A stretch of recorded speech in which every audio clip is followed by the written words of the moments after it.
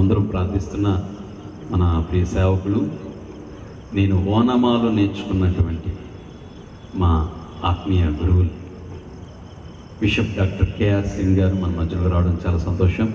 సంఘమంతా లేచి నిలబడి గౌరవపదంగా అయ్యగారిని వేదిక మీదకి మనం ఆహ్వానం పలుకుతాం. బిషప్ డాక్టర్ కేఆర్ సింగ్ గారు వేదిక మీదకి రావాల్సిందిగా వారిని ప్రేమపూర్వకంగా ఆహ్వానాన్ని పలుకుతున్నాం.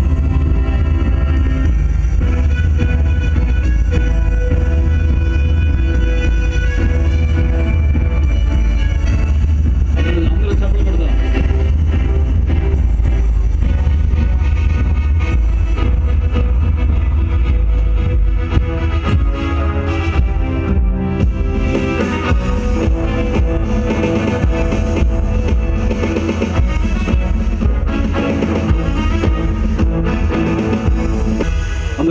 అందరు కూర్చుందాం.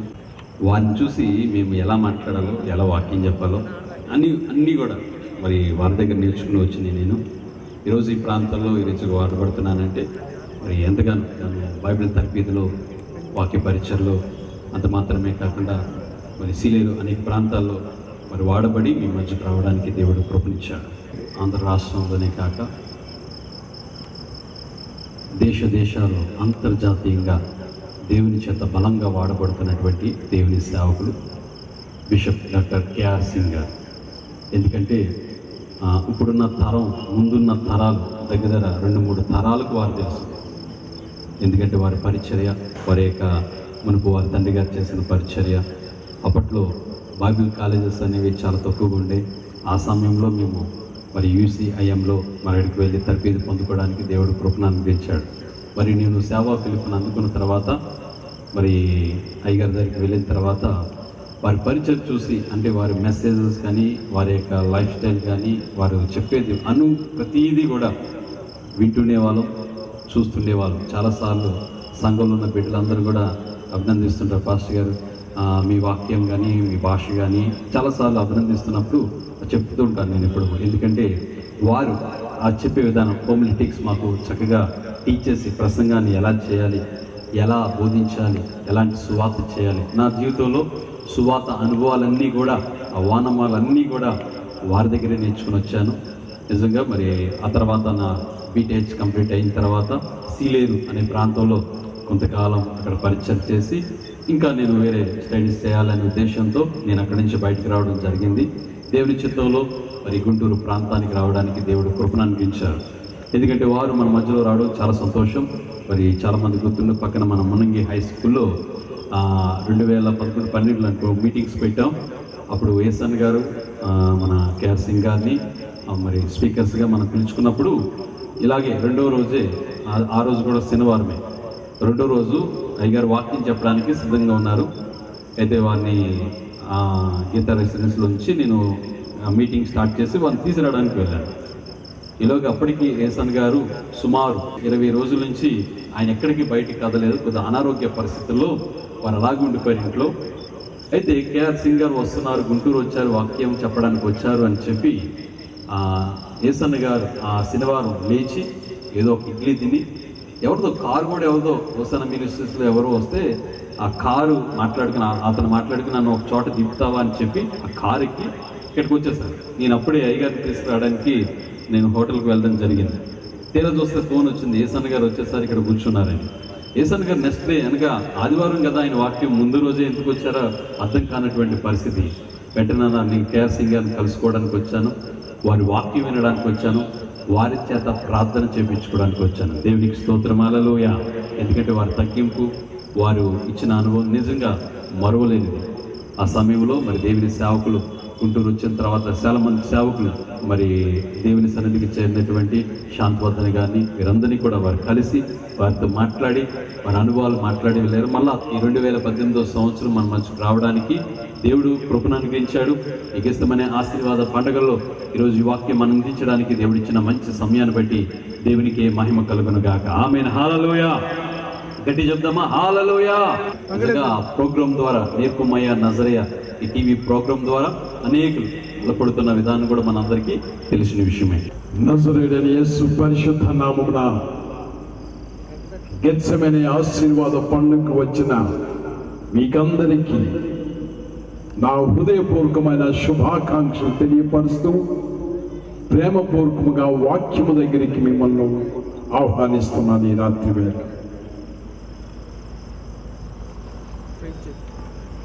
నా యొక్క శిష్యుడు ఆత్మీయ బిడ్డ రెవరెండ్ పృథ్వీరాజ్ గారి ద్వారా ఏర్పాటు చేయబడిన కూడికను బట్టి ఆత్మీయ తండ్రిగా చాలా చాలా సంతోషిస్తున్నాను. యవన దశలో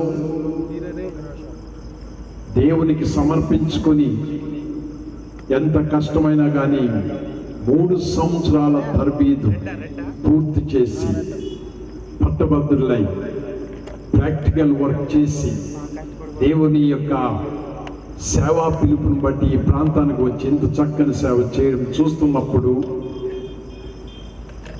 చాలా చాలా ప్రోత్సాహకరంగా ఉంది, సంతోషముగా ఉంది. సేవకులుగా రాత్రనగా కష్టమని, పగలనగా కష్టమని ఎంతో సేవ చేస్తాం. కొన్నిసార్లు సాతానుడు కొన్ని శోధనలు మానసికంగా పంపిస్తాడు. ఇది నిజమైన సేవ, దేవుడు నేను నిజంగా పిలిచాడా, ఇది కంటిన్యూ చేస్తావా, ఆఫ్ చేసేస్తావా అని. ఈరోజు సహోదరుడు ప్రియబిడ్డ పృథ్వీరాజును చూసినప్పుడు బైబిల్ కళాశాలను ఇంకా కంటిన్యూ చేయాలి, ఇంకెందరో యవన బిడ్డల్ని తర్బీదిచ్చి పంపించాలని మరలా సంతోషాన్ని, ప్రోత్సాహాన్ని దేవుడు కల్పించాడు. ప్రియబిడ్డను దేవుడు దీవించాలని కోరుచున్నాను. మరి ప్రేమపూర్వకంగా నన్ను ఆహ్వానించినందుకు అఫీషియల్గా సంఘం ముందు నా హృదయపూర్వకమైన వందనాలు తెలియపరుస్తున్నాను. థ్యాంక్ యూ సో మచ్ ఈరోజు ఈ అవకాశం కల్పించినందుకు.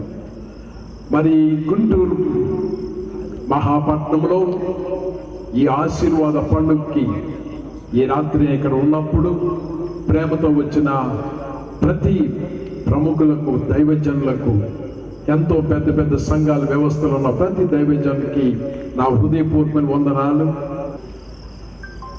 అధికముగా ఎక్కువగా మీ ముందు టీవీలో వస్తూ ఉంటాను. నల్ల డబ్బా, రంగుల తెర, వాటి ముందు మీ ఇంట్లో కూర్చొని మాట్లాడుతూ ఉంటాను. కానీ ఈరోజు ఈ కూడిక ద్వారా మీతో ముఖాముఖిగా కలుసుకోవడానికి చాలా సంతోషిస్తున్నాను. ఈ రాత్రి ప్రభువు తన వాక్కు ద్వారా మనల్ని సంధించాలని కోరుచున్నాను. దేవుడు తన మాట ఇవ్వకుండా నేను ఏ మీటింగ్కి రాలేను, రాగలరా లేదా అని అడిగినప్పుడు వస్తానని ముందు చెప్పలేను.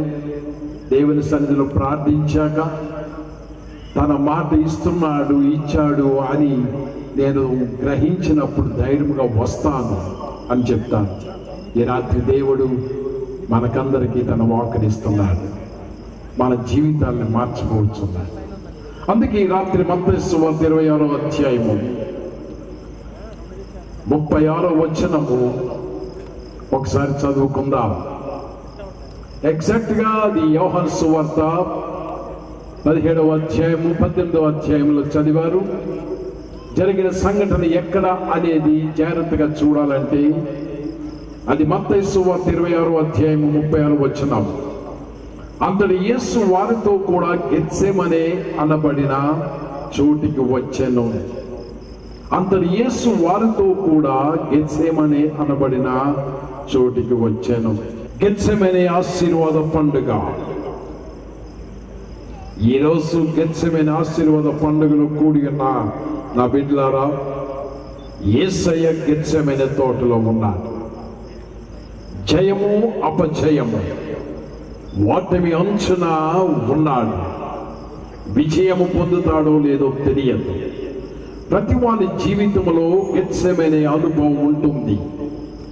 ఈ రాత్రి గెత్సెమనేలో ఉండే ఆశీర్వాదాలు, గెత్సెమనేలో ఉండే వైభవాలు, వినాశాలు, వైభవాలు, ఆందోళనలు, జయాలు, వీటన్నిటినీ నీ జీవితం ముందు పెట్టి దేవుని దగ్గరికి మిమ్మల్ని పిలవాలని కోరుచున్నాను. ఎన్నిసార్లు నువ్వు అనుకున్నావు ఓడిపోయావని, ఎన్నిసార్లు నువ్వు నిరాశ నిస్పృహలతో మిగిలిపోయావు, ఎన్ని దుఃఖాలతో భయాలతో ఈ రాత్రి ఇక్కడ చేరి ఉన్నావు. ఒక అబ్బాయి ఉన్నాడు, 7 సంవత్సరాల వయసులో తన తల్లిని చెల్లిని తనని అద్దె కట్టలేకపోయాడని, అమ్మ కట్టలేకపోయిందని ఇంటిలోంచి తోలివేయబడ్డాడు. 9 సంవత్సరాల వయసులో మరి ఒక చోట ఉన్నప్పుడు అమ్మ చచ్చిపోయింది. ఈ కుర్రవాడే తన చెల్లిని పెంచవలసి వచ్చింది. 22 సంవత్సరాల వరకు ఒక షాప్లో, బూట్లు అమ్మే షాప్లో ఒక చిన్న పనివాడిగా పనిచేశాడు. అక్కడ కూడా అతడు పని చేయడు, నీలాంటి నిక్కర్చువాడు ఇక్కడ ఉంటే అని ఆ యొక్క షాప్ యజమాని ఆ అబ్బాయిని బయటికి తోలివేశాడు. 23 సంవత్సరాలకి లాయర్ అవ్వాలని కోరుకున్నాడు. డిస్క్వాలిఫైడ్ అన్నాడు. నీ దగ్గర తగినంత ధనం లేదు, నువ్వు చదవలేవన్నా. 7 సంవత్సరాలు ఇంటి నుండి బయటికి పంపబడ్డాడు. 9 సంవత్సరాలు తల్లిని పోగొట్టుకున్నాడు. 22 సంవత్సరాలకి ఉద్యోగాన్ని పోగొట్టుకున్నాడు. 23 సంవత్సరాల్లో కాలేజీలకు నో ఎంట్రీ, నో క్వాలిఫికేషన్ అన్నాడు. 20 సంవత్సరాలకి ఒక స్నేహితుడితో కలిసి వ్యాపారం ప్రారంభించేస్తే, ఫైనాన్స్ తీసుకుని స్నేహితుడితో కలిసి చేస్తే ఆ స్నేహితుడు కూడా చనిపోయాడు. ఇప్పుడు పార్ట్నర్గా అప్పంతా తీర్చవలసిన బాధ్యత ఈ యొక్క 26 సంవత్సరాల కుర్రవాడి మీద ఉంది. 28 సంవత్సరాలకి నేను నిన్ను పెళ్లి చేసుకుంటానన్న అమ్మాయి, నీవు అనర్హుడవు, నేను నిన్ను చేసుకోనని వదిలేసింది. Everything failure. ఇంటి నుంచి గంటి వేయబడిన వ్యక్తి, అమ్మను కోల్పోయిన వ్యక్తి, గుమస్తా ఉద్యోగం కోల్పోయిన వ్యక్తి, చదవడానికి అర్హత లేనివాడు అని గుర్తించబడిన వ్యక్తి, స్నేహితుడితో కలిసి వ్యాపారం చేస్తే అప్పులే మిగిలించి ప్రాణాలు పోగొట్టుకుని ఆత్మహత్య చేసుకున్న స్నేహితుడు, పెళ్లి చేసుకుంటున్నాను అమ్మాయి నేను నిన్ను చేసుకోనని అనడం, ఆ తరువాత అనేక సార్లు కార్మికులతో కలిసి వారితో యూనియన్ గా పెట్టి ముందుకు నడిపించాలని ఎంతో ప్రయత్నం చేస్తే ప్రతిసారి ధనవంతుల ముందు ఆ కార్మికుల యొక్క యూనియన్ ని తగ్గించి వేయడం చేత ఓడిపోతూ ఉండేవాడు. 28 సంవత్సరాల నుంచి 37 సంవత్సరాల వరకు ఓడిపోతూనే ఉన్నాడు. ఎప్పుడు కూడా ఎలక్షన్ లో నెగ్గలేదు యూనియన్ లో. 41 సంవత్సరాలు వచ్చేటప్పటికి తనకున్న ఏకైక ఒకే ఒక కొడుకు 4 సంవత్సరాల వయసులో ప్రాణాలు కోల్పోతాయి. గుర్తించబడని వ్యాధితో చికిత్స చేయలేక దీనుడిగా ఉండిపోవడం చేత ఆ తదుపరి మరలా ప్రయత్నం చేస్తాడు. ఒక వైస్ ప్రెసిడెంట్ గా ఎన్నికవుతాడు. మళ్ళీ దించివేయబడతాడు. 49 సంవత్సరాలకి అగ్రజాతి అయిన అమెరికా దేశానికి 16వ ప్రెసిడెంట్ గా ఎన్నికవుతాడు. అతడే అబ్రహాం లింకన్. జీవితంలో ఒకదాని వెంబడి ఒక్కొక్కటిలో ఓడిపోతూ వచ్చి ఎప్పుడైతే అమెరికా ప్రెసిడెంట్ గా అయ్యాడో 1864 సంవత్సరంలో ఒక మాట అంటాడు, నేను పొందిన ప్రతి అపజయం నిజమైన విజయానికి మెట్టై ఉన్నది. నేను పొందిన ప్రతి అపజయం నిజమైన విజయానికి మెట్టై ఉన్నది. ఈ రాత్రి నా ప్రియమైన సంగమా, ఏ అపజయాలతో వచ్చావు ఇక్కడికి? ఏ ఓటమి అంచున ఉండి ఇక్కడ కూర్చున్నావు? ఎందుకు ఈ జీవితం, నీ కుటుంబం, నీ యొక్క సంస్థ, నీ వ్యవస్థ, దేవుడు నీకు ఇచ్చిన పాత్ర ఎన్ని సంవత్సరాలు నెరవేరుస్తున్నావు? ఒక తల్లిగా, ఒక తండ్రిగా, ఒక వ్యవస్థ నాయకుడిగా, ఒక వ్యాపారస్తుడిగా, ఏదో ఒక స్థానంలో ఈ సమాజంలో ఉన్న నీవు వెనక్కి తిరిగి చూస్తే ఓడిపోతున్నానా అనే ప్రశ్న రావచ్చు. ఈ రాత్రి నేను ప్రత్యేకముగా గెత్సేమైన అనుభవాన్ని తీసుకోవడానికి కారణం, నా వెనుక ఉన్నది గెత్సేమనే ఆశీర్వాద పండుగలనే బ్యానర్, నా ముందు ఉన్నది గెత్సేమనే ఎవెంజలిస్టిక్ మినిస్ట్రీస్. వాట్ గెత్సేమనే అంటే ఏమిటి? అసలుకి ఆ మాట విన్న వెంటనే ప్రతి క్రైస్తవుని యొక్క హృదయంలో వచ్చే తలంపు దీన ఆలాపనలు, చెమట బిందువులు, కన్నీళ్లు, మోకరింపు, అప్పగించబడడం, బంధించబడడం, అవమానపరచబడడం, చివరికి గెత్సేమే నుంచి కొల్గతా వరకు మరణ యాతన. మరి ఇది ఎట్లాగూ ఆశీర్వాద పండుగగా మార్చగలం? గెత్సేమనే తోట ఒక ఉత్సవ తోటగా ఎలా మార్చబడతాది? ఇక్కడ కూర్చున్న ప్రతి వాని ఇల్లు ఒక గెత్సేమనే తోటే. నీ గుండె ఒక గెత్సేమనే తోట, నీ కుటుంబము గెత్సేమనే తోట. నిజానికి ఈ సమాజమే ఒక గెత్సేమనే సమాజం. గెత్సేమనే అంటే గానుగ, నలగగొట్టబడడం. చాలాసార్లు ఇశ్రాయేల్ దేశం వెళ్ళాను. గెత్సేమనే తోటలో ఇప్పటి వరకు కూడా సాక్ష్యముగా వేలాది సంవత్సరాల నుంచి నాటబడిన ఒలీవ తోటలు ఉన్నాయి. ఆ ఒలీవ పండు ఉంది అక్కడే ఆ యొక్క ఒలీవను గానుగ ద్వారా నూర్చి తైలమును తీసి ఇప్పటికీ మన దేశాన్ని కూడా పంపిస్తూనే ఉన్నారు. గెత్సేమనే అంటే ఒక గానుగ, నలగగొట్టబడడం. ఈ రాత్రి ఇక్కడ కూర్చున్న నీవు అటువంటి గెత్సేమనే ఇంటిలో నీవు ఉన్నప్పుడు ఏ రీతిగా అది నీకు ఆశీర్వాదముగా మార్చబడతాది? అది ఏ రీతిగా నీకు ఉత్సాహాన్ని ఇస్తుంది?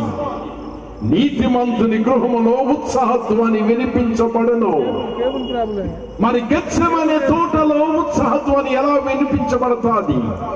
ఈ రాత్రి నువ్వు జాగ్రత్తగా చూస్తే గెత్సేమనే చోటకు యేసు వచ్చెను.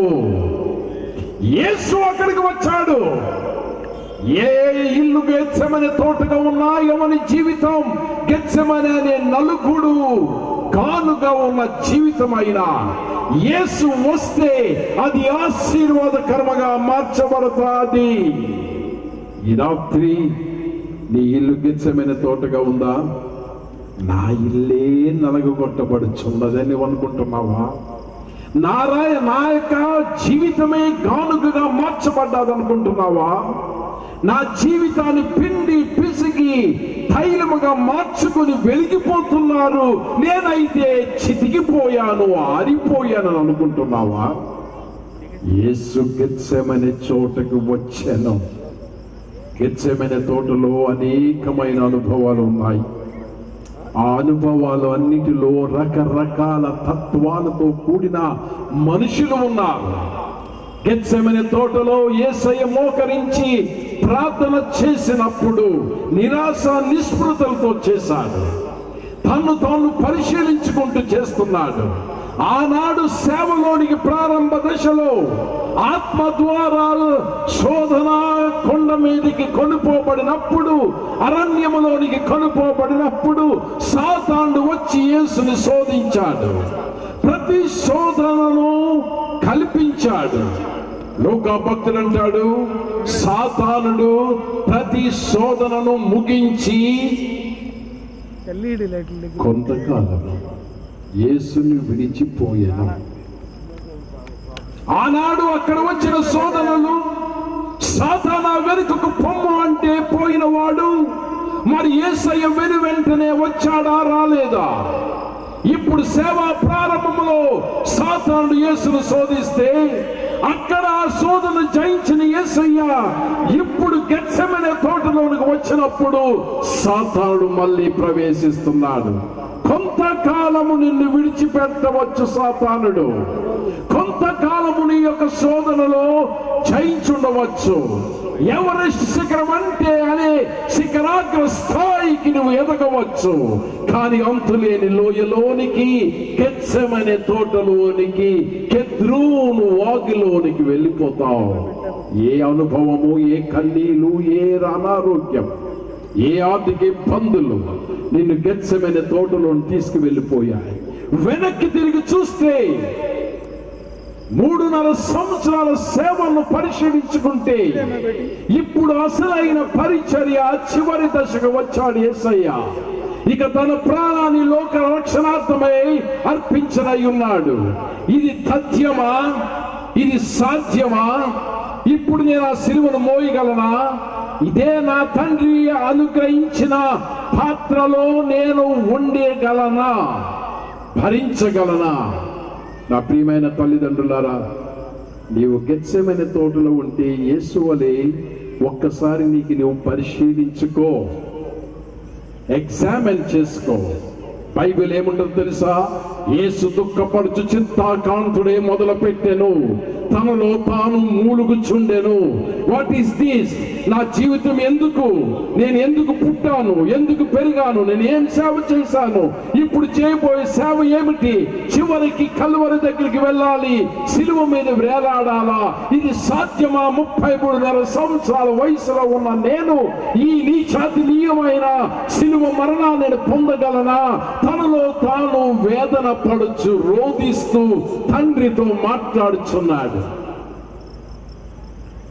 ఎప్పుడైనా నీ గెత్సెమనే తోటలో రోధిస్తూ నీలో నీవు తపన పడుచు దేవుణ్ణి అడిగావా? నీ తండ్రితో మాట్లాడావా? యేసు మోకరించి తన తండ్రితో మాట్లాడుచున్నాడు. తండ్రి పరిశీలించుకుంటున్నాడు. ఇప్పుడు ఏమి చేయాలి? నీ చిత్తమైతే ఈ పాత్ర నా ఎదురును తొలగించుము. Every Christian, every mummy daddy should examine themselves. Gethsemane తోట అనే అనుభూతిలో ఉన్న నా ప్రియమైన విశ్వాసులారా, సమస్యల వలయంలో చిక్కుకొని ఓడిపోతున్నామని ఓటమి అంచున ఉండి సమాజమును ఓడిపోయావు అని నిందిస్తూ ఉంటే ఒక్కసారి దేవుని సన్నిధిలో మోకరించి పరిశీలించుకో, ఎగ్జామిన్, ప్రార్థించు. నీకేమి కావాలని కాదు, నువ్వు ఏమై ఉన్నావు, ఏమి చేసావు, ఏమి చేయబోతున్నావో ఒక క్లారిటీ సంపాదించుకో. గెత్సెమనే తోటలో క్లారిటీ సంపాదిస్తున్నాడు యేసయ్య. తనలో తాను మదన పడుచు ప్రార్థన చేస్తున్నాడు. ఎవరైతే తమ జీవితంలో మోకరించి దేవుని సన్నిధిలో ప్రార్థిస్తారో మీ యొక్క సమస్యలు మీ ముందు మోకరిస్తాయి.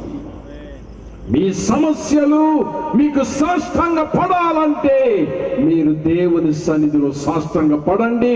సాతాను మీ ముందు సాష్టాంగ పడతాడు, మిమ్మల్ని విడిచి పారిపోతాడు. గెత్సెమనే తోటలో యేసయ్య అనుభవమే, యేసయ్య సన్నిధే, యేసయ్య ప్రార్థనే అది ఆశీర్వాదకరముగా సర్వలోకానికి మార్చబడ్డాది.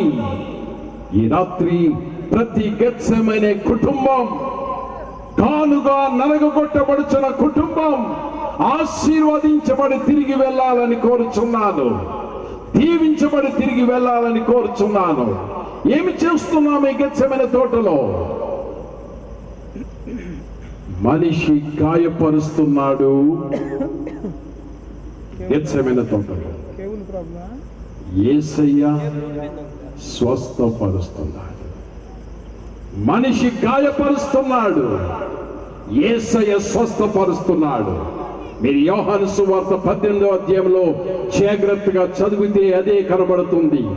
యేసుని బంధించాలని ఇస్కరియోతు యూదా, ప్రధాన యాజకులు, వారి యొక్క ప్రతినిధులు, ప్రజల ప్రతినిధులు, పెద్దల ప్రతినిధులు, సైనికులు గురుతులతోనూ కత్తులతోనూ దివిటీలతోనూ కాగడలతోనూ యేసు దగ్గరికి వచ్చినప్పుడు, యేసును ముద్దు పెట్టి అప్పగించినప్పుడు అక్కడ ఉన్న ప్రతి వాని యొక్క యేసు చుట్టూ ఉన్న వారందరి ఆలోచన ఏమిటో తెలుసా? మనము కత్తితో వీరిని వధించుదుమా? మనము కూడా కత్తులు తీసుకుందామా? ఈ రాత్రి యేసుతో ఉన్న నా బిడ్డలారా, మీ జీవితంలో ఇటువంటి సమస్యలు వచ్చినప్పుడు యేసుతోటే ఉన్నారు. మీరు కూడా చాలాసార్లు గాయపరుస్తూనే ఉన్నారు. ఆ ప్రశ్న వేసింది ఎవరు? కత్తితో నరుకుదుమా? సైనికులు కాదు, అన్నా కైపా ద్వారా పంపబడిన ప్రజానీకము కాదు, ప్రధాన యాజకుల యొక్క బంట్రోతులు కాదు. నిన్ను వలె నీ పొరుగు వాని ప్రేమించు అని బోధింపబడిన ఆయన ప్రియమైన శిష్యులు అడుగుతున్న ప్రశ్న, యేసయ్య మనము కూడా కత్తితో నరుకుతామా? మనిషి గాయపరుస్తాడు, గాయపరిచే వ్యవస్థలో మనమున్నాము. గాయపరచబడిన హృదయాలు ఎన్నో ఉన్నాయి ఇక్కడ. మనిషి గాయపరుస్తూ ఉంటే ఆ గాయానికి ప్రపంచంలో ఉన్న ఏ వైద్యుడు చికిత్స చేయలేడు. కానీ వైద్యులకు మించిన వైద్యుడైన నజరేయుడిని యేసు స్వస్థపరచగలడు. యేసే నీ హృదయ గాయాన్ని మార్చగలడు. అందరి గాయాల్ని మార్చువాడు యేసయ్య. మనకి ఇవ్వబడిన మంచి ఆసుపత్రి క్రీస్తు ఆసుపత్రి. మనకివ్వబడిన మంచి ఔషధం యేసు పరిశుద్ధ రక్తం. ఎవరైతే ఈ రాత్రి నేను గాయపడ్డాను, అది ఏ కోణంలోనైనా సరే, నువ్వు గాయపడి ఇక్కడికి వస్తే యేసు చెంతకిరా, యేసు నీ గాయాన్ని ముట్టుతాడు. అక్కడ మల్కు అనే ఒక యవనస్తుడు ఉన్నాడు. పేతురు ఆవేశముగా కత్తి తీసుకున్నాడు. కత్తి తీసుకుని ప్రధాన యాజకుడు బంట్రోతైన మల్కోను కొట్టి కత్తి ఒర నుంచి తీసి తన చెవిని నరికితే ఆ చెవి నేల మీద పడిపోయింది. రక్త బిందువులు తాకాయి. ఒక మానవుని యొక్క రక్తం గెత్సెమనే తోటలో తాకంది. అక్కడ ఒళ్ళు జలధరిస్తుంది. గిలగిలలాడుచున్న చెవిని పట్టుకున్న మల్కు. ఇది ఈ యొక్క దృశ్యములో యేసు అతని చెవిని ముట్టి స్వస్థపరిచెను. ఈ రాత్రి నీ గెత్సెమనే తోటలో నిన్ను ఎవరు గాయపరుస్తున్నారు? ఎంతమంది ఇక్కడ గాయపరచబడిన హృదయంతో వచ్చారు? ఈ భర్త ద్వారా అందరూ క్రైస్తవులే కావచ్చు, యేసు నమ్ముకున్న వారే కావచ్చు, సనాతనమైన క్రైస్తవులుగా ఉండవచ్చు. కానీ యేసుతో ఉండి కూడా ఒకే ప్రశ్న వేస్తున్నారు, మనము కూడా కత్తితో నరుకుదమా? ఈ రాత్రి క్రైస్తవులు అయినా కానీ, క్రైస్తవ భర్తవైనా కానీ నీ భార్యను గాయపరుస్తున్నావేమో. క్రైస్తవ భార్యవైనా కానీ నీ భర్తను గాయపరుస్తున్నావేమో. క్రైస్తవ తల్లిదండ్రులై ఉండి కానీ నీ బిడ్డల్ని గాయపరుస్తున్నావేమో. క్రైస్తవ అత్త మామై ఉండి నీ కోడల్ని గాయపరుస్తున్నావేమో. యేసుతో ఉన్న శిష్యులేలో ఒకడే గాయపరిచాడు అనకండి. అక్కడ ఉన్న వారందరిలోనూ గాయపరిచే మనస్తత్వం బయటికి వచ్చింది. అక్కడ యేసుతో ఉన్న వారందరూ అడుగుచున్నారు, మనము కూడా కత్తులు తీసుకుని నరుకుదుమా? అందులో ఒక శిష్యుడు చెవిని నరికెను, తెగ నరికెను. ఎన్నిసార్లు కొట్టు ఉంటాడో ఆ చెవి తెగడానికి, ఎన్నిసార్లు కొట్టి ఉంటాడో, ఎన్నిసార్లు మల్కు గాయపడి గిలగిల్లాడి ఉంటాడు. అటువంటి గాయపడిన మల్కును యేసు స్వస్థపరిస్తే, ఈ రాత్రి నువ్వు ఏదైనా గాయపడినా కానీ గెత్సెమనే తోటలో యేసు నిన్ను స్వస్థపరుస్తాడు. ఈ రాత్రి ప్రభు నిన్ను స్వస్థపరుస్తాడని చెప్తున్నా. నా ప్రియమైన సంగమా, ఈ రాత్రి ఈ ఆశీర్వాద పండుగలో నీవు కూర్చున్నప్పుడు నీ చెవి కూడా ఊడిపోయి కూర్చున్నావేమో ప్రశ్న వేసుకో. Maybe you lost your year. చెవి గలవాడు వినుగాక. క్రైస్తవ సంఘం మూగ జీవులుగా నేర్చుకుంటుంది. ఇప్పుడు నా గొర్రెలు నా స్వరము వినును అనే చోట కేవలము మూగ జీవులుగా కూర్చుంటున్నారు, కానీ తమ చెవికి పని అప్పజెప్పడం లేదు. ఆనాటి గొర్రెలు, ఈనాటి ఉన్న గొర్రెలు మూగమైనా కానీ వాటికి చెవులు ఉన్నాయి. కాపరి స్వరము వింటాది. ఇప్పుడు నీ చెవి ఆధ్యాత్మిక నరకబడ్డాది. ఎందుకో తెలుసా? నీవు మూగజీవిగా చర్చిలో కూర్చుంటున్నావు. నీ కాపరి, నీ యొక్క దైవజనుడు అందిస్తున్న వాక్యాన్ని మాత్రం నీ చెవిని పెట్టడం లేదు. నీ చెవి నరకబడ్డాది. ఎందుకు నరకబడ్డాదో తెలియదు. ఎందుకో తెలుసా? నీ ఇంటిలో ఉన్న పరిస్థితిని బట్టి ఇక దేవుడు నాకు వద్దు, దేవుని మాట వద్దు, బైబిల్ నాకేం మేలు చేసింది, ప్రార్థన నాకేం మేలు చేసింది, ప్రేమ నాకేం మేలు చేసింది, బాబోయ్ నేను వినదలుచుకోలేదు, నేను ఇంకా వినదలుచుకోలేదు. నీ చెవి తెగ నరకబడ్డాది. ఈ రాత్రి నీ ఆధ్యాత్మికమైన చెవి స్వస్థపడాలని కోరుచున్నాను. నీ సంఘంలో ఉన్న నీ పాస్టర్ గారి యొక్క స్వరం ఒక్కసారి విని నీ కాపరిస్వం ఆయన భారముతోనూ ప్రార్థనతోనూ అందిస్తున్న వాక్యాన్ని విను. ఒక్కొక్క కాపరి దగ్గర ఒక్కొక్క మేత ఉంది. తన మందను మేపడానికి ప్రధాన యాజకుడు, ప్రధాన కాపరిని యేసయ్య ఇచ్చాడు. ఆ వాక్కును మీ దగ్గరికి తెస్తున్నప్పుడు మూగజీవులుగానే కూర్చుంటున్నారు, కానీ ఆయా స్వరాన్ని వినడం లేదు. మల్కో, నీ చెవి స్వస్థపడాలని రాత్రి కోరుచున్నాను. ఈ యొక్క ఆధ్యాత్మికమైన శబ్ద తరంగాలు నీ హృదయాంతరంగంలోనికి దూసుకుపోవాలని కోరుచున్నాను. గెత్సెమనే తోటలో గాయపరిచే మనిషి ఉన్నాడు. అదే గెత్సెమనే తోటలో స్వస్థపరిచే యేసు ఉన్నాడు. అందుకే గెత్సెమనే ఆశీర్వాద పండుగ మన జీవితాల్లో జరుగుతుంది. ఈ రాత్రి ఏ గాయంతో వచ్చావు, ఏ చెవిటివాడుగా వచ్చావు ప్రశ్న వేసుకో. ఒక చెవిటివాడు రోజు కోర్టుకు వెళ్తాడు. వాడికి ఏమి వినపడదు, కానీ లాయర్స్ ఇద్దరు వాదించుకుంటుంటే ఆ న్యాయవాదులు ఏం వాదిస్తున్నారో వినపడకపోయినా వాళ్ళ కేసే చూస్తూ ఉంటారు. ఒక వ్యక్తి గమనించాడు, నీకు వినపడదు కదా అన్నాడు. నాకేం వినపడదు. మరి చెవిటోడు అయి ఉండి ఏమీ వినపడినప్పుడు ఈ కోర్టుకి ఎందుకు వస్తావయ్యా? ఆ లాయర్లు వాదించేది నీకు అర్థం కానప్పుడు ఎందుకు రోజు వింటున్నట్టుగా కూర్చుంటావు అని. అప్పుడు ఆ చెవిటోడు ఏమన్నాడో తెలుసా? ఆ లాయర్స్ ఏమి వాదిస్తారో వినడానికి రాలేదు, వాళ్ళు ఓడిపోతే ఓడిపోయినోడు ముఖం చూడడానికి వస్తున్నాను. ఆ లాయర్ ఓడిపోయినోడు లాయర్ ముఖం చూద్దామని. ఈ ఆధునిక యుగంలో చాలా టీవీ ఛానల్స్ వచ్చేసాయి. తెర మీద కనపడే ప్రసంగికులు లక్షలాది మంది అయిపోయారు. క్రైస్తవ సంఘం ఏమి చేస్తుందో తెలుసా? ఆ పాస్టరు, ఆ దైవజనుడు ఎలా ఓడిపోతున్నాడో చూడుతున్నారంతే. వాక్యం వినడం లేదు.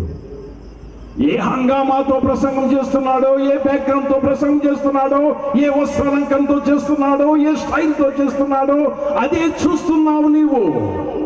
ఎలా చెమటలు కక్కుతున్నాడో, ఎలా ఫోజులు పెడుతున్నాడో, ఎలా బెబ్బలు పెడుతున్నాడో, ఇవన్నీ అభినయాలు, గెస్చర్స్, ఇవన్నీ చూస్తున్నావు అంతే, కానీ ఆ స్వరాన్ని వినడం లేదు. ఎన్ని ఛానల్స్ నువ్వు ఆన్ చేస్తున్నావు? నీవు ముందు ఏ ఛానల్ వింటావో తెలుసా? నీకు ఆ స్టైల్ నచ్చినప్పుడే.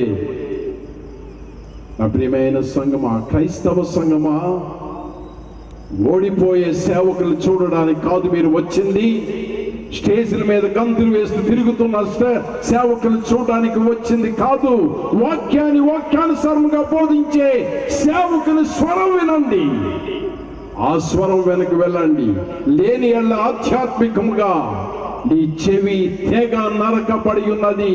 గెత్సెమనే తోటలో గాయపరచబడే మనుషులు ఎందరో ఉన్నారు, గాయపరిచిన వారు ఉన్నారు. ఈ రాత్రి నీ హృదయాన్ని ఎవరు గాయపరిచారు? ఏ మాట ద్వారా నీ హృదయం గాయపరచబడ్డాది? అమ్మా, ఎన్ని సంవత్సరాల నుంచి నువ్వు కాపురం చేస్తున్నావు? ఇన్ని సంవత్సరాల నుంచి కాపురం చేస్తే నీ భర్త ఏమన్నాడమ్మా నిన్ను? ఎందుకు నీ హృదయము అంత బద్దలైపోయింది? వదిలేయాలనుకుంటున్నావు? ఎందుకయ్యా నీ గుండె బద్దలైపోయింది? ఏ మాట అందు నీ భార్య? శ్రమ పడుతున్నావు, కష్టపడుతున్నావు, ఊరి వాళ్ళ తిరుగుతున్నావు, నా భార్య బిడ్డలు అని పట్టుదలతో వెళ్తున్నావు. గెత్సెమనే తోటలో మాత్రం నీ గుండె గాయపరచబడుతుంది. ఏ మాట అంది నీ భార్య? నా ప్రియమైన యవ్వన బిడ్డలారా, కాలేజీలకు వెళ్తున్నారు, వస్తున్నారు. నీ హృదయం ఎక్కడ గాయపడ్డారు? ఎవరు నిన్ను కించపరిచారు? ఎవరు నిన్ను బాధపరిచారు? ఏ మాట? గాయపడిన నీ హృదయాన్ని యేసయ్య స్వస్థపరుస్తాడు. ఓడిపోయానని అనుకోవద్దు, ఎన్నడూ అనుకోవద్దు. ఈ రోజున ఈ మే మాసంలో అనేకమైన విద్యార్థులకు రిజల్ట్స్ వస్తాయి, ఫలితాలు. కొందరికి ర్యాంక్స్ వస్తాయి, కొందరు కటాకటిగా పాస్ అవుతారు, మరికొందరు ఫెయిల్ అయిపోతారు. ఇక్కడ ఎవరైనా కానీ మీకు ర్యాంక్ రాలేదని ఓడిపోయిన అనుకుంటే నీ యొక్క స్కూల్, నీ కాలేజీ ఇచ్చే సర్టిఫికేట్ కన్నా నీ ప్రాణం విలువైందని తెలుసుకో. నీ ప్రాణం అతి విలువైనదమ్మా. మేమిచ్చే సర్టిఫికేట్ కాదు, నీ కాలేజీ, నీ స్కూల్ ఇచ్చే సర్టిఫికేట్ కాదు. వాళ్ళు ఇచ్చే 80, 100కి 80, 100కి 99 అనే దానికన్నా నీ ప్రాణము చాలా విలువైనది దేవుని దృష్టిలో. అందుకే ఎన్నడూ అనుకోవద్దు ఓడిపోయాను, చచ్చిపోయాను, దిగులు చెందానని. ఎవరు నేను ఏ మాటతో నీ హృదయాన్ని గాయపరిచారు? గతించిన మార్చి మాసంలో ఉమెన్స్ డే రోజున కర్ణాటక రాష్ట్రంలో స్త్రీల దినముగా ఒక పెద్ద సభ పెడితే మీకందరికీ తెలుసు, మానభంగం చేయబడిన నిర్భయ 2012 డిసెంబర్ 16వ తారీఖున ఆ అమ్మాయి మానభంగం చేయబడి చంపబడ్డారు. ఆమె యొక్క తల్లి ఆశాదేవి, ఆమెను కూడా ఉమెన్స్ డే నాడు పిలిచారు. కూతుర్ని పోగొట్టుకున్న తల్లి ఎలా ఎదుర్కొంటుంది ఈ బాధని, ఈ అవమానాన్ని. అప్పుడు ఒక గొప్ప అధికారిని, డిఐసి కర్ణాటక అధికారిని పిలిచారు. అతను వచ్చి మాట్లాడుతున్నాడు. ఆ యొక్క నిర్భయ తల్లిని చూసి అంటాడు, నిర్భయ యొక్క తల్లిని చూస్తుంటే నిర్భయ ఎంత అందగత్తో నాకు ఇప్పుడు నేను ఊహించుకోగలను. దారుణముగా, అతి ఘోరముగా ప్రపంచమంతా మేల్కొని కొవ్వొత్తులతోటి నిరసన చూపించారు ఆ మానభంగ సన్నివేశానికి. ఎందరో స్త్రీలు గుండెలు బాదుకున్నారు. ప్రపంచమంతా వేదన చెందింది, తల్లి గుండె ఇంకా వేదన చెందింది. అది జరిగిన కొన్ని సంవత్సరాలకి మరలా కూడిక పెడితే ఈ యొక్క తల్లిని చూస్తుంటే నిర్భయ ఎంత అందగత్తే, ఆమె ఫిగర్ ఎంత బాగుంటుందో అని మాట్లాడాడు. నిర్భయ తల్లి ఆశాదేవి ఫోన్ పట్టుకుని ఒకే ఒక మాట అంది, ఆనాడు నీచాతి నీచముగా నా కూతుర్ని మానభంగం చేసి చంపిన వార్త విన్న గాయము కన్నా ఈరోజు నా యొక్క శరీర అందాన్ని కళ్ళతో చూస్తూ కూతురు ఎలాగుంటుందని ఊహిస్తున్నాయి అధికారి మాటలు నా గుండెని ఇంకా గాయపరిచింది. ఎస్, నా ప్రియమైన బిడ్డలారా, శారీరకముగా కలిగే గాయానికి చికిత్స ఉంది, కానీ హృదయాంతరంగంలో కలిగే గాయానికి చికిత్స లేదు. మనిషి గాయపరుస్తాడు, యేసు స్వస్థపరుస్తాడు. ఈ రాత్రి నువ్వు ఏ గాయంతో వచ్చావో యేసు దగ్గరికి రా. గెత్సెమనే తోటలో గాయపరిచే మనిషి ఉన్నాడు. అదే గెత్సెమనే తోటలో స్వస్థపరిచే యేసయ్య ఉన్నాడు. స్వస్థపరిచే యేసయ్య ఉన్నాడు. నిన్ను ఈ రాత్రి స్వస్థపరుస్తాడు. ఓకే, నీ ఇంటిలో నిన్ను గాయపరిచే భర్తే ఉన్నాడు, నిన్ను గాయపరిచే మావయ్యే కోడలే ఉంది. ఈ రాత్రి ఆ గెత్సెమనే తోటలో మోకరించి యేసయ్య వలె ప్రార్థించు. నీ గాయాన్ని స్వస్థపరచడానికి యేసయ్య నీ తోటలోనికి వస్తాడు. కెద్రోను వాగు దాటి వస్తాడు. కల్వరిని దాటి వచ్చాడు యేసయ్య. గెత్సెమనే తోటలో మనిషి గాయపరిస్తే యేసు స్వస్థపరుస్తాడు. గెత్సెమనే తోటలో మనిషి ద్వేషిస్తే యేసయ్య ప్రేమిస్తాడు. అందుకే ఇది ఆశీర్వాదకరమైన పండుగ. మనం ఉన్నది ద్వేషించబడుచున్న సమాజంలో ఉన్న ద్వేషం, పగ, అసూయ, వీటన్నిటి మధ్య ఒక ధృవతారగా, ప్రేమ జ్యోతిగా యేసయ్య నిలబడుచున్నాడు గెత్సెమనే తోటలో. ఎవరున్నారు గెత్సెమనే తోటలో? చెదరపోతున్న మంద, కొట్టబడుచున్న కాపరి, ఆ కాపరిని బంధించడానికి వచ్చిన సహస్రాధిపతులు, సైనికులు, మతము, రాజకీయం, ధనం, ఇవన్నీ కలిసికట్టుగా యేసు దగ్గరికి ద్వేషంతో వచ్చాయి. గుర్తులతోనూ, కత్తులతోనూ, దివిటీలతోనూ, కాగడాలతోనూ. ఏ రెవల్యూషన్! కాగడాలు, కత్తులు, దివిటీలు. ఏ చెట్టు దొరికితే ఆ చెట్టు రెమ్మను లాగి యేసుని చంపడానికి, కొట్టడానికి వచ్చిన ప్రధాన యాజక బంట్రోతులు గురుతులతో వచ్చారు. ఇవన్నీ నువ్వు చూస్తున్నప్పుడు ఏమి కనబడుతుంది? ద్వేషం, ద్వేషం, ద్వేషం. నా ప్రియమైన సంగమా, ఈ రాత్రి కూడా నీ ఇంటిలో ద్వేషం ఉందేమో. నేను ఇప్పుడే చెప్తున్నాను, నీ ఇల్లు ఒక గెత్సెమనే తోట. అక్కడ ధనానికి అమ్మువేయబడి ఉన్నారు, మత విధ్వంసం చేసేవారు ఉన్నారు, అసూయ పగతో ఉన్నారు, ఎలాగైనా సరే నిన్ను నాశనం చేయాలనుకునేవారు ఉన్నారు. కానీ ఈ రాత్రి నీవు గెత్సెమనే తోటలో ద్వేషింపబడుచున్న ఎడల ఒక సత్యం తెలుసుకో, యేసు నిన్ను ప్రేమిస్తున్నాడు. అక్కడ సైనికులు, ప్రధాన యాజకులు, ప్రజల పెద్దలు, బంట్రోతులు కత్తులతోనూ, గుదియలతోనూ, కాగడాలతో ఉంటే యేసు వారందరినీ చూస్తున్నాడా? వారి చేతిలో ఉన్న కత్తులు చూస్తున్నాడా? వారి చేతిలో ఉన్న గురుదులు చూస్తున్నాడా? వారి చేతిలో ఉన్న కాగడాలు చూస్తున్నాడా? వారి చుట్టూ ఉన్న, ఆయన చుట్టూ ఉన్న సైనికులు చూస్తున్నాడా? వారందరూ ద్వేషముతో చుట్టుముట్టితే ఆయన చూస్తుంది ఒకటే, తెగ నరకబడి నేలను పడిన బుల్లి చెవి. ఏమిటా ప్రేమ? ఏమిటా ప్రేమ? ద్వేషింపబడిన లోకములో ఒకటే, యేసు ప్రేమే జయిస్తాది. యేసు ప్రేమే జయిస్తాది. ప్రియమైన తల్లిదండ్రులారా, మీ కుటుంబాల్లో ఎంత ద్వేషం ఉందో నాకు తెలియదు. మీ వ్యవస్థలో, మీరు నడిపిస్తున్న వ్యవస్థలో, మీరు ఉంటున్న సంఘములో ఒకరి మీద ఎంత ద్వేషం ఉందో నాకు తెలియదు. ఈ రాత్రి ఆ ద్వేషం చాలా డేంజర్ అని చెప్తున్నాను.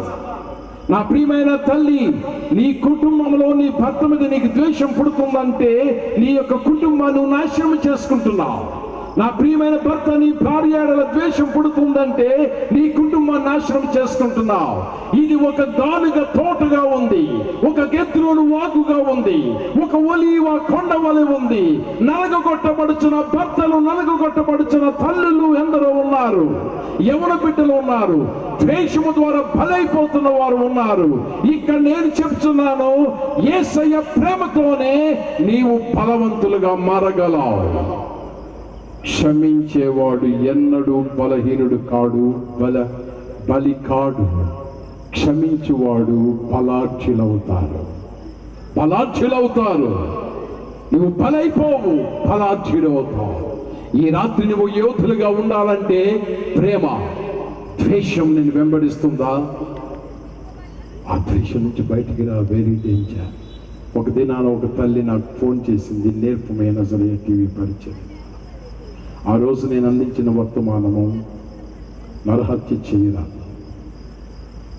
పరిశుద్ధాత్మ దేవుడు ఆమెతో మాట్లాడి ఆమె అడుగుతుంది, అయ్యా నరహత్య చేస్తే క్షమాపణ ఉంటారా? యేసు పరిశుద్ధ రక్తం ప్రతి పాపం నుండి విముక్తి చేస్తుంది. అయ్యా నేను నరహత్య చేశాను. వాట్? యేసు నా బిడ్డలను చంపేశాను నేను. ఆ యొక్క విషపూరితమైన విత్తనాలు ద్వారా దానిని ఒక పిండిగా చేసి పాలలో కలిపి 2-4 సంవత్సరాల బిడ్డల్ని చంపేశాను. ఏమిటో నేను మాట్లాడుతున్నాను? ఎలా చంపావు? ఎందుకు చంపావు? అయ్యా నన్ను ప్రేమించి ఒక యవనస్తుడు పెళ్లి చేసుకున్నాడు. చాలా అందగత్తెను అన్నాడు. అమ్మా నాన్నలు కాదని పెళ్లి చేసుకున్నాము, వేరుగా కాపురం పెట్టాము, 2 బిడ్డల్ని కన్నాను. ఇప్పుడు అంటాడు నేను అందమైన దాన్ని కాదు, ఆనాటి ఉన్న అందం లేదు, నీతో కాపురం చేయలేనన్నాడు. నా ఇంటి ముందు ఉన్న మరి ఒక యవన అమ్మాయితోటి తిరుగుచున్నాడు, ఆమెను లోపరుచుకున్నాడు. ఇప్పుడు వాళ్ళిద్దరూ కలిసి నా ముందు మోటార్ సైకిల్ మీద వెళ్తుంటుంటే తన ద్వారా కన్నా బిడ్డల్ని నేను ఇక్కడ పెంచుతూ నలిగిపోతున్నాను. గెత్సెమనే తోట కాదు. ఈ యొక్క కోపాన్ని నేను తట్టుకోలేకపోయాను, ఈ ఆవేశాన్ని. ఇక నేను ఏమి చేయాలో నాకు అర్థం కాలేదు. వాడికి బుద్ధి చెప్పాలంటే వాడి ద్వారా కన్న బిడ్డల్ని వాడి ఇంటి ముందే నేను చంపేయాలని నేనే స్వయముగా ఆ పాలలో విషం కలిపి నా బిడ్డల్ని చంపేశాను. కోర్టు తీర్పు ఇచ్చింది నిర్దోషని, కానీ నా మనస్సాక్షి మాత్రం నేను దోషినని చెప్తుంది. నా పాపానికి క్షమాపణ ఉంటుందా? ద్వేషం ఎంత దూరం తీసుకువెళ్తాము.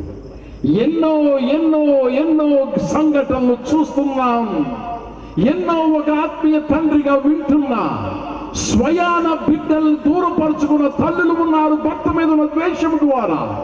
చివరికి మహాజ్ఞానము చదివిన డాక్టర్స్ కూడా తమ బిడ్డలకి చంపే మందును ఇంజెక్షన్గా ఇచ్చి భర్త మీద కోపంతో చంపిన వారు ఉన్నారు.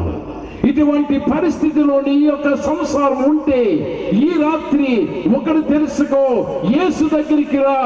యేసు అక్కడ మల్కుని ప్రేమతో ఎలా స్వస్థపరిచాడో నిన్ను స్వస్థపరచాలని కోరుచున్నాను.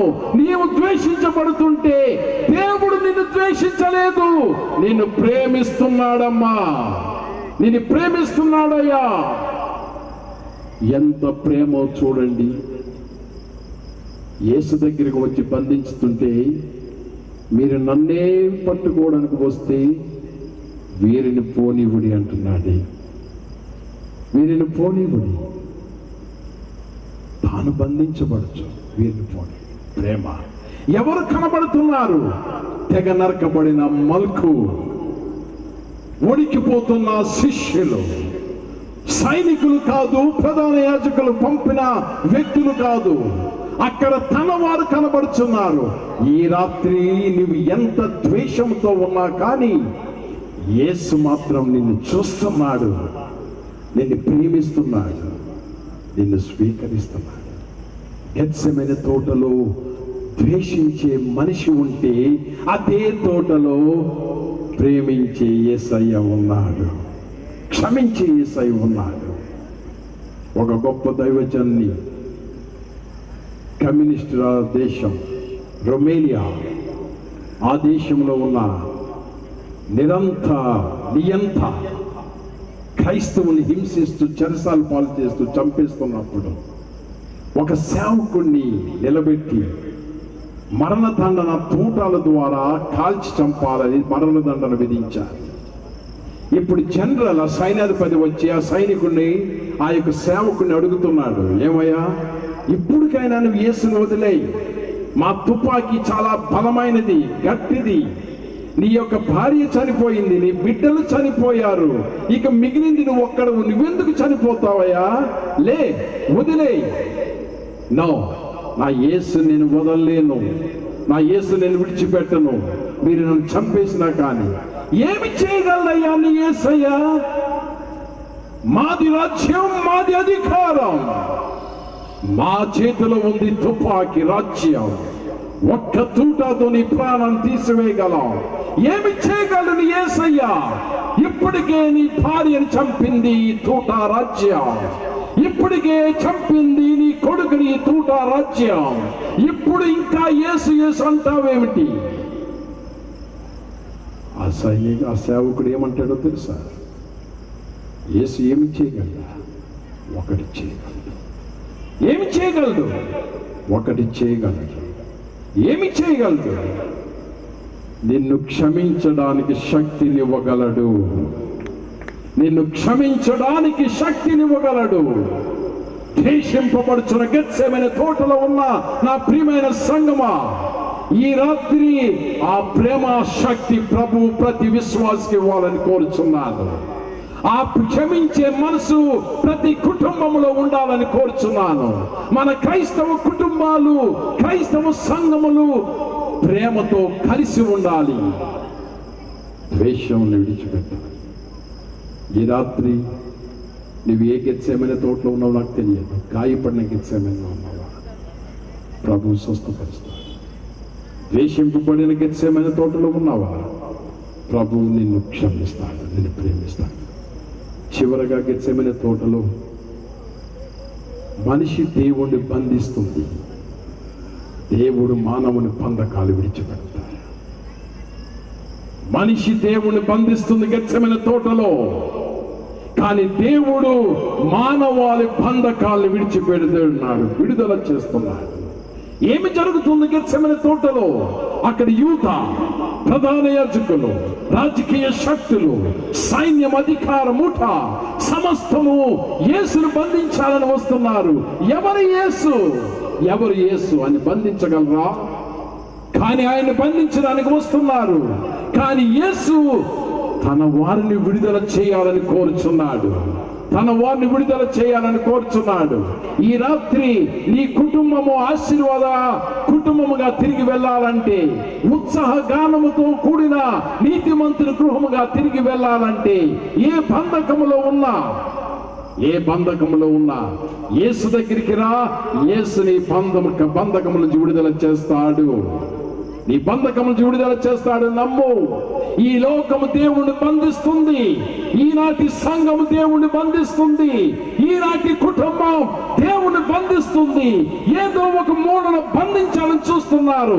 అనుకుంటున్నావు అన్నా కైపాలే బంధించడానికి సిద్ధపడ్డారని, అనుకుంటున్నావు ప్రధాన యాజకుడే బంధించడానికి సిద్ధముగా ఉన్నాడని.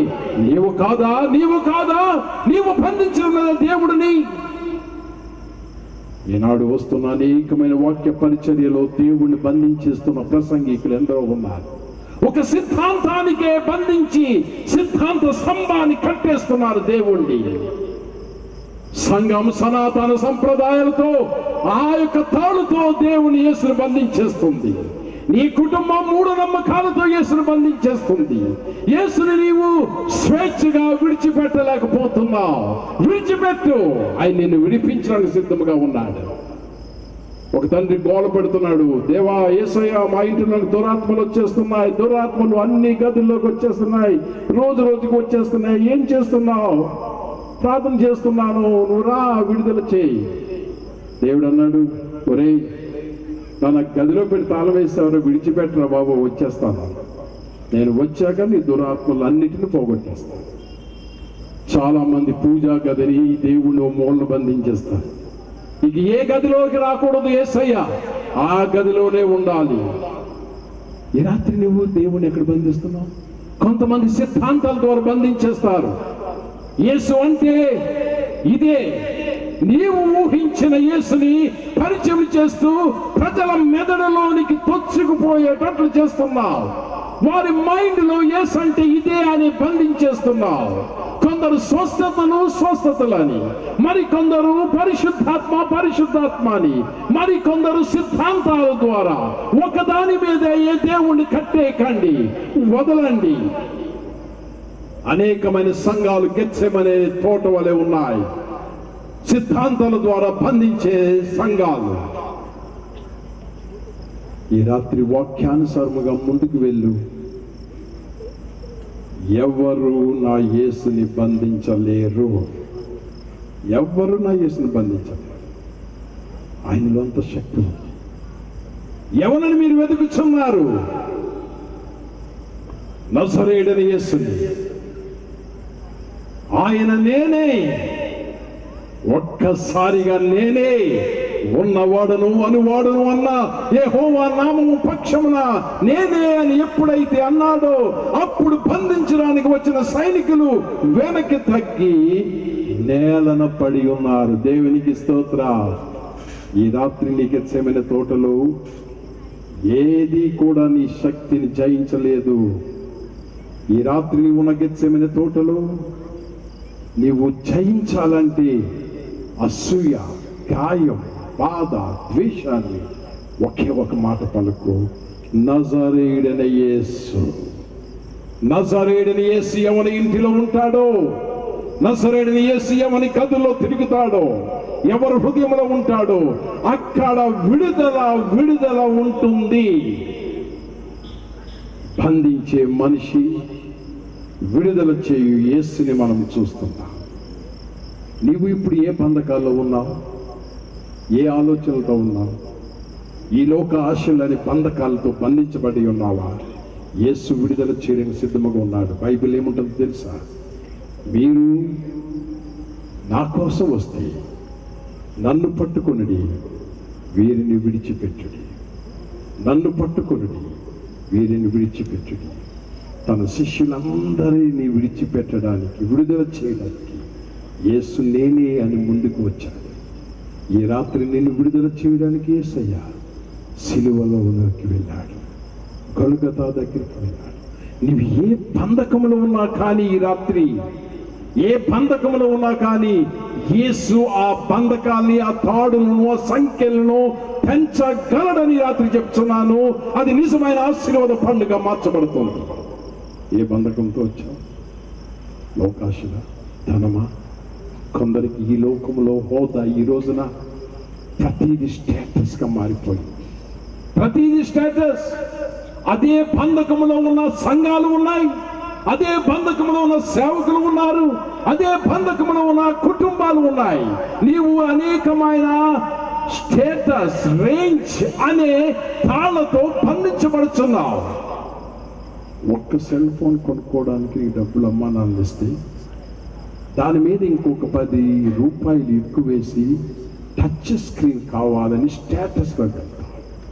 స్టేటస్తో కూడిన సెల్ ఫోన్ కొనుక్కో 10,000 ఇస్తే 60,000 రూపాయలు ఉన్న ఇంకొక యాప్లో లేదా ఐఫోన్ కొనుక్కోవాలని ఆశపడతాం. ఆ స్టేటస్, ఆ రేంజ్ వేరండి. ఈ సెల్ ఫోన్ యొక్క రూపాన్ని చూసి ఒకప్పుడు సైకిల్ తొక్కుతూ సేవ చేస్తున్న సేవకులు ఇప్పుడు కార్లు కావాలంటున్నారు. ఓకే, దేవుడు దీవించాలి ప్రతి వాడిని కార్లతో. కానీ అది ఒక రేంజ్గా తీసుకుని నాకు ఈ కారు ఉండాలని కోరుకుంటూ ఇప్పుడు చిన్న కారు కొనుక్కుంటే అవమానము.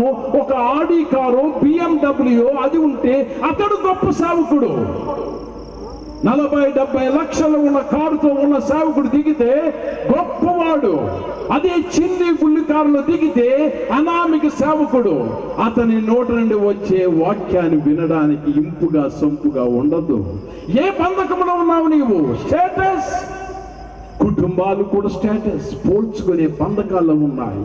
అది నీ ఇంటిని గెత్సెమనే తోటగా మార్చివేస్తుంది. ఎవరెవరినో పోల్చుకుని ఫైనాన్స్ ద్వారా ఎందుకు నువ్వు సోఫాలు, టీవీలు కొంటున్నావు?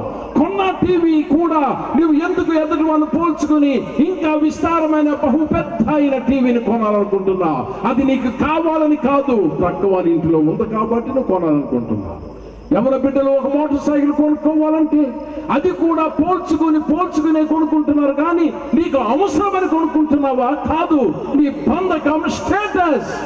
ఒక మోటార్ సైకిల్, ఒక కారు, ఒక సోఫా, ఒక టీవీ, ఇవన్నీ మన ఇళ్లలో తెచ్చుకుంటున్నామంటే నీవు ఈ లోకానుసారమైన స్టేటస్ అనే బంధకాలు బంధించబడ్డావు.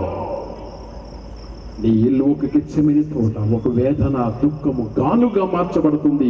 ప్రతి నెలని వచ్చే జీతంలో సగం నీవు ఇష్టమున్నా లేకపోయినా ఆటోమేటిక్ గా నీ అకౌంట్ నుంచి డబ్బులు వెళ్ళిపోతే మిగిలిన జీతము ద్వారా 30 దినాలు నీ బిడ్డలకి పెట్టలేక సగం దినంలోనే మరలా క్రెడిట్ అప్పుల్లోకి వెళ్ళిపోతున్నా. ఎందుకు ఈ కుంపటి? ఎందుకు ఈ గెత్సెమనే? ఎందుకు ఈ గానుగా? ఎందుకు ఈ నలుగుడు? ఈ రాత్రి యేసు నీ బంధకాన్ని తెంచాలని కోరుచున్నాను. స్టేటస్ నుంచి బయటికి రావాలని కోరుచున్నాను. ఒక తండ్రి తన కూతురుతో వెళ్ళి విశాలంగా మంచి కారు కొన్నాడు. కూతురు చాలా సంతోషించింది. నాన్న భుజాల మీద పడి నవ్వుతూ ముద్దులు ఇచ్చింది. చాలా గర్వంగా ఇంటికి వచ్చాడు. చూడవే ఎంత కారు తెచ్చానని భార్యకి చూపించాడు. కూతురు, అమ్మ డాడీ ఎంత మంచి కారు కొన్నావని విషయాలుగా ఉంది. ఆ తండ్రికి కారు కొన్నాను, న్యాయం చేశాను అనుకుంటున్నాడు కుటుంబానికి. ఒకరోజు తన తోటలో పని చేస్తున్నప్పుడు కూతురు పరిగెత్తుకుంటూ వచ్చి ఏదో గీతలు గీస్తుంది తన కారు మీద. ఒక్కసారిగా చూసి కోప ఉద్రేకుడైపోయాడు. వెంటనే వచ్చి, పనికి మాల్దానా, నా విలువైన కారు మీద గీతలు గీస్తావా అని చాచి లంపకాయ కొట్టాడు. ఆ బిడ్డ 10 సంవత్సరాల బిడ్డ గిలగిలలాడుతూ ఒక రాయి మీద పడితే రక్తం వచ్చి మొగబోయింది, స్పృహ కోల్పోయింది. వెంటనే కూతుర్ని ఎత్తుకొని ఆతృతో పరిగెత్తుకుంటూ ఆసుపత్రికి వెళ్ళాడు.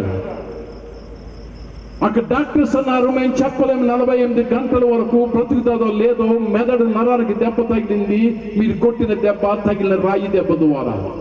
అయ్యో నేను ఎంత పని చేశాను, అయ్యో ఈ పనికి నా కారు కోసం నా కూతురు ప్రాణాలు పోయిస్తుంది, తెచ్చాను, బ్రతుకుతుందా లేదా దేవుడా క్షమించని ఏడుస్తూ ఇంటికి వచ్చాడు. రాత్రి నిద్ర పడడం లేదు. ఒక్కసారిగా లేచాడు. అసలు నా కూతురు ఏ గీతలు గీస్తుంది కారు మీద అని వెళ్ళి చూశాడు. లైట్ వేసి ఒక్కసారి కుప్ప కూలిపోయాడు. ఆ కారు, ఆ కూతురు రాసిన రాత్రి ఏమిటో తెలుసా? Daddy I love you, daddy I love you. వెనక ముందు చూడకుండా కూతుర్ని కొట్టి ప్రాణాలు పోగొట్టుకునే స్థితికి తెచ్చుకున్నాడు. ఏది అది? ఏ బంధకములో ఆ తండ్రి ఉన్నాడు?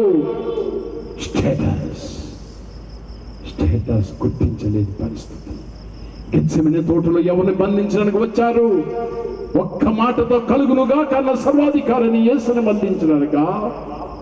భూమి ఆకాశము సృజించిన వాడిని, భూజంతువులను కలిగించిన వాడిని, ఆకాశ పక్షులను ఎగిరించే వాడిని, జలరాశిలో ఈత కొట్టించే చేపను సృష్టించిన దైవ కుమారుని యేసునా బంధించగలిగేది సైనికులు? కానీ యేసు మౌనం వహించాడు. ఆయనను బంధించి పట్టుకుని పోయేది. ఈ రాత్రి గెత్సెమనే తోటలో నుంచి యేసయ్య వెళ్ళిపోయాడు. ఈ కోసం నా కోసం గొల్గొతా వరకు వెళ్ళిపోయాడు. సిలువలో భూమికి ఆకాశం మధ్య వెళ్ళాడు. ఈ రోజు నీ ఇంటిలో ఉన్న గెత్సెమనే తోట ఒక ఆశీర్వాద కుటుంబంగా మారాలంటే, ఉత్సాహ ఇల్లుగా మారాలంటే, నీ కోసం నా కోసం భూమికి ఆకాశం మధ్య సిలువలో వేలాడిన యేసు దగ్గరికి రా. ఆయన చేతులు దించబడిన మేకులు వైపు చూడు. బలమైన చేతులు బంధించబడ్డాయి, బలమైన పాదాలు బంధించబడ్డాయి. ఆత్మ విషయమై దీనులైన వారు ధన్యులని నోరు తెరిచి మాట్లాడిన నాలికని ఎండబెట్టేశారు. ఓ తల నిమిరి రోగులు స్వస్థపరిచిన ఆస్థాన్ని బంధించేశారు. అమ్మా, నిన్ను కూడా నేను శిక్షించను అని ఆ శిరస్సును ముళ్ళ కిరీటంలో దించేశారు. ఆ ప్రేమను, ఆప్యాయతను దించేసింది గెత్సెమనే తోట. ఈ రాత్రి ఆ యేసు దగ్గరికి వస్తావా? ఆ యేసు నీ కొరకు, నా కొరకు సిలువలో వేలాడాడు. గెత్సెమనే తోట నుంచి అన్న కైపుల వరకు ఈడ్చబడ్డాడు.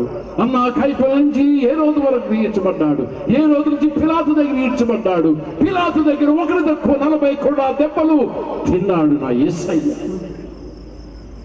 6 అంగుళాల తుప్పు పట్టిన మేకలతో యేసు వేలలోనికి, హస్తంలోనికి మేకులు దించబడ్డాయి.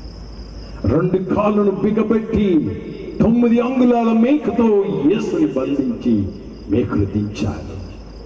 ముళ్ళ కిరీటం దించబడి ఎండిపోయిన ముళ్ళ కిరీటం, వస్తున్న రక్తధారలు ఎండకు గడ్డ కట్టబడి బీటలు తీస్తూ ఉంటే, నా దేవా, నా దేవా, నా చెయ్యాల విడనాడితో అని బంధించబడ్డాడు. మనిషి బంధిస్తే దేవుడు మనకు విడుదల కలిగి చేస్తున్నాడు. ఆ యేసుని సమాధి చేశారు. నా ప్రియమైన సంగతి, భూస్థాపన జరిగిపోయింది. బహుశా సాతాను చాలా సంతోషించుండవచ్చు. నా యేసుని, ఈ యొక్క యేసుని బంధించాం, సమాధి చేశాం, ఫినిష్, మా హెడేక్ పోయింది అనుకున్నారు. సమాధి చేయబడిన 3వ దినమున దేవుడు ఆయనను లేపెను. నిన్ను నన్ను విడుదల చేయడానికి ఆయన లేపాడు. ఈ రోజు నేను ప్రకటిస్తున్నది బంధించబడిన యేసుని కాదు, నీ బంధకాలను విడుదల చేయి యేసుని ప్రకటిస్తున్నాను. ఏ గెత్సెమనే తోటలో ఉన్నావు? హృదయాన్ని గాయపరచబడ్డాయా? మానసికమైన వేదంతో ఉన్నావా? అంధకార శక్తుల మధ్య బంధించబడి ఉన్నావా? ఈ రాత్రి మరణించి తిరిగి లేచిన యేసు నామములో చెప్పుచున్నాను, నజరేయుడైన యేసు నామమున లే, నీకు విడుదల కలుగుతుంది. లే, నీ ముందు ఉన్న ప్రతి సమస్య వెనక్కి తగ్గుతుంది. నిన్ను లోపరుచుకోవాలనుకున్న ప్రతి లోక ఆశ నీకు సాష్టాంగపడుతుంది. యేసునామములో లే, యేసునామములో శక్తి తెచ్చుకో. కల్వరి దగ్గరికి రా. దేవుడు తన ప్రియ కుమారుడిని నలగొట్టాడు నీ కోసం, నా కోసం. ఆ నలుగుడే ఈ రోజు మనకి విడుదల. ఈ గెత్సెమనే అనుభవమే మనకి ఆనందం. యేసు అంత సహించాడండి. కారణం ఏమిటో తెలుసా? తండ్రితో సంబంధం, ప్రార్థనతో జయించాడు. ఈ రాత్రి నువ్వు తిరిగి వెళ్తున్నావంటే ప్రార్థనతో తిరిగి వెళ్ళు, తండ్రితో సంబంధం పెట్టుకుని తిరిగి వెళ్ళు. యేసయ్య నాతో రా, నా గెత్సెమనే తోటకని చెప్పు. తప్పకుండా యేసయ్య అక్కడ నాకు విడుదల ఇస్తాడు. దేవుడు తన ప్రియ కుమారుని యేసుని తన ఒలీవ తోటలో బంధించేశాడు. నీకు విడుదల చేయాలి. రెండవ ప్రపంచ యుద్ధం జరుగుతున్నప్పుడు హిట్లర్ 1940 నుంచి 47 వరకు ఘోరాతి ఘోరముగా యూదుల్ని చంపివేయడం మొదలెట్టాడు. 10 లక్షల మంది యూదుల్ని చంపాడు. జర్మనీలో, ఐరోపా ఖండంలో ఎక్కడ యూదులు ఉండకూడదని ఎందరో దైవజనులు యూదుల్ని బ్రతికించాలని తమ ఇళ్లలో ఉన్న కింద గదుల్లో గాదుల్లో దాచేవారు. ఒకరోజు వర్తమానం వచ్చింది. ఒక చోట ఒక ఇంటిలో దాగుకున్న యూదుల కుటుంబానికి నాజీస్ హిట్లర్ సైన్యం వస్తుంది, మిమ్మల్ని పట్టుకోవడానికి పారిపోండి అని. రాత్రికి రాత్రి వేళ వృద్ధులు, యవనస్తులు, తల్లులు, తండ్రులు తమ పసిబిడ్డలను పట్టుకుని బ్లాక్ ఫారెస్ట్ అనే ఆ యొక్క అడవిలోనికి పారిపోయారు. ఎక్కడెక్కడో పొదల్లో దాక్కున్నారు. అంతా నిశ్శబ్దం. నాజీస్ వస్తున్నారు, టార్చర్స్ తో వస్తున్నారు. యూదులు దొరుకుతారేమో, బిడ్డలు దొరుకుతారేమో. అటువంటి సమయంలో ఎక్కడెక్కడో దాక్కున్న వారి యొక్క ఒడిలో, ఒక తల్లి ఒడిలో ఒక 6 మాసాల బిడ్డ కుమారుడు ఉన్నాడు. ఆ తల్లి పాలు కావాలని ఏడవడం ప్రారంభించాడు ఆకలితో. ఆ తల్లి గ్రహించింది, ఈ బిడ్డగాని ఏడిస్తే నా తోటి యూదులందరూ నాజీస్ కి దొరికిపోతారు, హిట్లర్ సైన్యానికని ఏడవనివ్వకుండా, కుక్క తిప్పకుండా ఆ బిడ్డ యొక్క నోరు మూసేసింది, బిగబెట్టి బంధించేసింది. ఆ బిడ్డ సైలెంట్ అయిపోయాడు, ఏమి మాట్లాడలేదు, పాపం ఏమి ఏడవలేదు. నాజీస్ వచ్చారు, వెళ్ళిపోయారు. ఆ తరువాత ఆ తల్లి తన చెయ్యి తీసింది. కానీ అప్పటికే ఊపిరాడక ఆ బిడ్డ చచ్చిపోయాడు. అమ్మా, ఎందుకు చేశావు? ఆ తల్లి అంటుంది, నా యూదులందరినీ రక్షించుకోవాలి. ఇప్పుడు పరమ తండ్రిని అడగండి, పరమ తండ్రి ఎందుకు చేశావు ఇదంతా? లోకాన్ని రక్షించుకోవాలని నా యేసుని గెత్సేమనే తోటలో బంధించేశాను. ఈ రాత్రి వస్తావా యేసు దగ్గరికి? యేసు నీకు విడుదల చేస్తాడు. తల ఉంచుకుందాం, ప్రార్థన చేసుకుందాం. ఏ సమస్యతో వచ్చావు? నీ జీవనయాత్రలో ఏ గందరగోళంతో ఉన్నావు? ఏ వ్యసనాలు నిన్ను బంధించేస్తున్నాయి? నీ కుటుంబం, నీ ఇల్లు ఒక గెత్సేమనే తోటగా ఉందా? దుఃఖము, చింతాక్రాంతులవ్వడం, ఎప్పుడు ఎవరు వచ్చి అప్పగిస్తారోనే భయం, నిందిస్తారేమో భయం. నా జీవితం ఏమైపోతుంది, ఇంతవరకు నడిచిన జీవితం అని భయపడుతుంది. ఈ రాత్రి దేవుడు తన ప్రియకుమారుని యేసుని బంధించాడు నీ కోసం, నా కోసం. నీకు విడుదల కలుగు చేయాలని సిలువలోనూ బంధించాడు.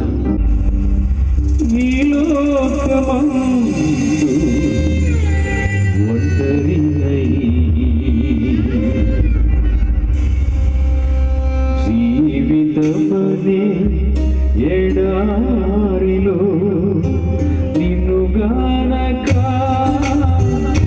వేదనతో కడుపాతిగానే సిగిలిది ఈ లోకమందు ఒంటరినై.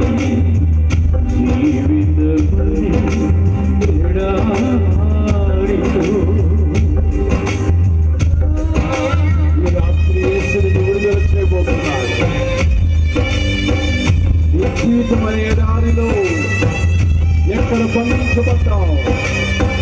ఎవరు నిన్ను గాయపరుస్తారు? యేసు నిన్ను స్వస్థపరుస్తాడు. ఏ దుర్మతంతో వచ్చావమ్మా?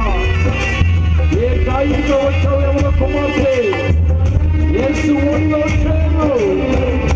ఆయన నిన్ను స్వస్థపరుస్తాడు. ఈ లోకం నిన్ను గాయపరుస్తుందా? యేసు స్వస్థపరుస్తాడు. శోధనలు ఎండమావులు నీలరిరానియవు. యేసు ఆజ్ఞాపిస్తున్నాడు. శోధనలు ఎండమావులు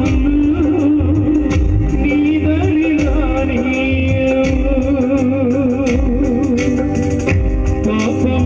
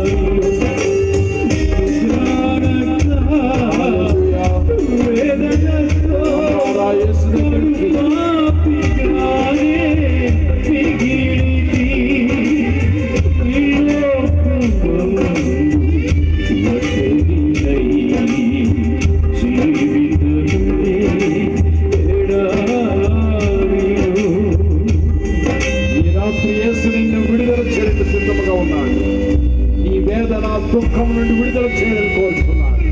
నీ కన్నీరు తుడవాలని కోరుచున్నాను. యేసయ్యా నాకు విడుదల చేయి. నా గెత్సెమనే తోటను ఆశీర్వాదకరంగా చేయని అడుగు.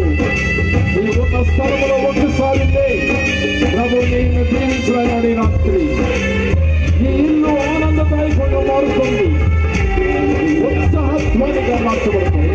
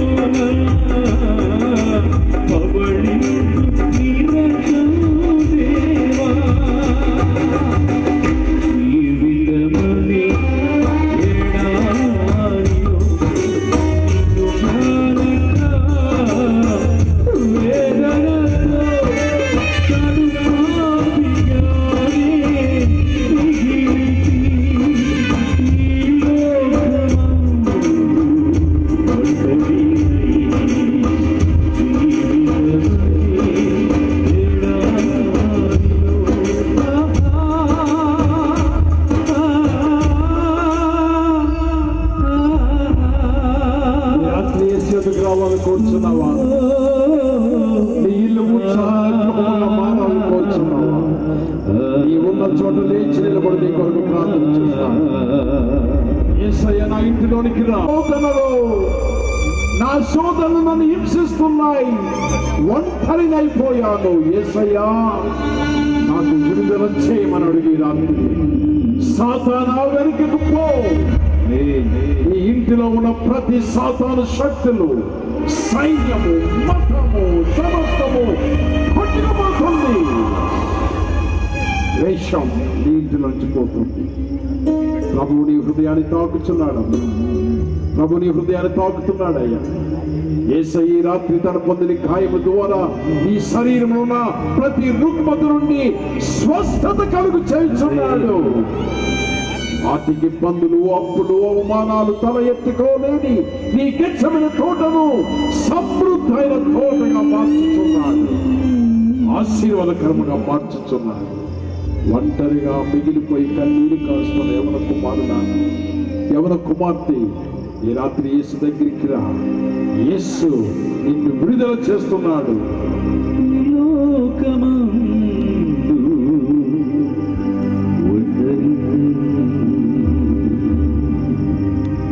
చూస్తున్నాడు ఏ శోధన ఎందుకు రాదు?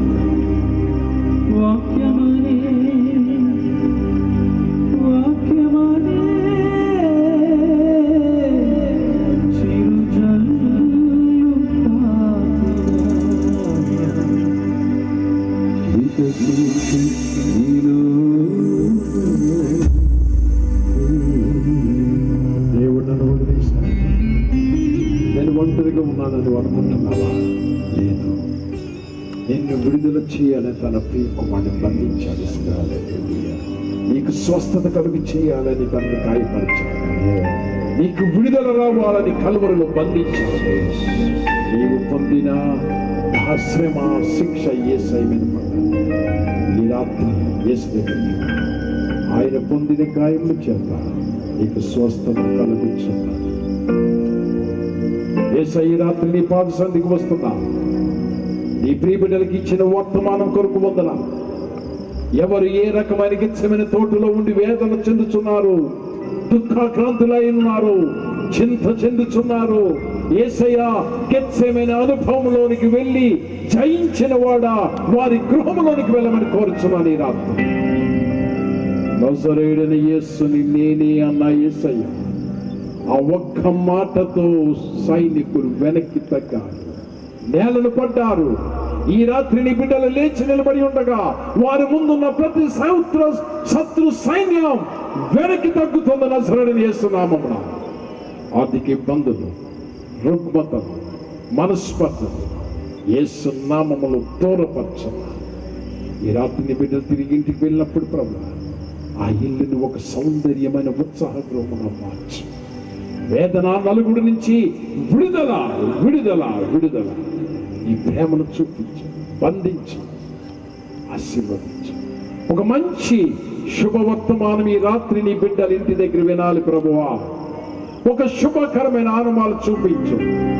ఏ బాధలను వారి ఇంటికి తాళం వేసి వచ్చారో, ఏ రోగముల ఇంటి దగ్గర తాళం వేసి వచ్చారో యేసు నామములో విడుదల కలుగు చేస్తున్నా. ఏ అప్పులు, బాధలు, ఆర్థిక ఇబ్బందులు ఈ ఇంటి దగ్గర బంధించి వచ్చారో విడుదల. యేసయ్య దూరం అయిపోయిన కుమారులు, కుమార్తెలు ఇంటికి తోడుకు రానాయినా.